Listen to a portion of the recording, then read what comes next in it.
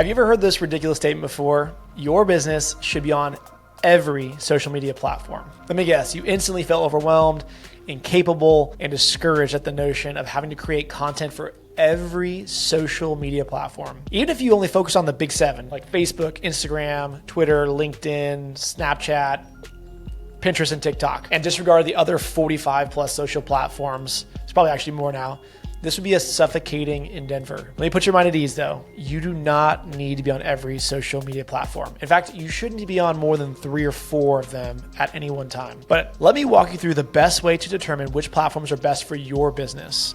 Step 1, where is your audience? Begin by asking yourself this. It's a simple question. Where would your audience be found? What I'd suggest is starting off with a checklist of all the different social platforms and put a little checkbox next to every one of the social platforms where your audience might be found. This is a great way to whittle it down from the 40 to 50 plus social platforms to maybe half as much, maybe 20, maybe even 10. If you think they'll be found there, keep them on the list. Then move on to step 2. Where would your audience expect to find you? Better way of asking this, where would your audience expect to encounter you? Just because your audience is on a platform doesn't mean that you should be too.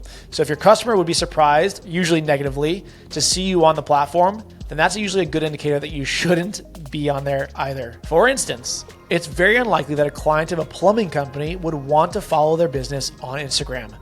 I don't know about you, but I do not want to see toilets and plumbing problems on Instagram. That's just something I don't need to see.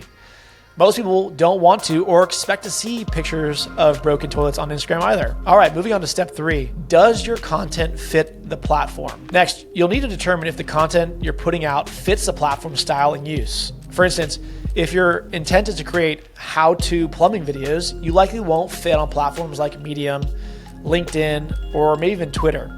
These aren't really conducive to long-form videos and therefore would be a waste of your efforts. Rather, you're more likely to be found on YouTube, maybe even on TikTok, where you've got a little snippet of the step-by-step way of removing a clog from your toilet. So really consider, does your content actually fit that platform? Another good example is Twitter. You wouldn't find a plumber on Twitter because no one wants to read text-based marketing from a plumber. All right, step number 4, where would your audience actually purchase or at least move closer to purchasing? Finally, you'll want to ask yourself if your audience would make a purchase or get closer to making a purchase if they encountered you on that platform. If not, it's not worth investing time, money, or energy on it. If they would, on the other hand, then you've officially identified your short list of platforms to focus on. So you might find yourself, let's use that plumber example, you might find yourself on YouTube, TikTok, and Facebook, and that might be it. And so rather than wasting your time being on every single platform, you've now effectively whittled it down to 3. So next time you hear someone say you should be on every social media platform, you can rest assured knowing that you're on the right social media platforms.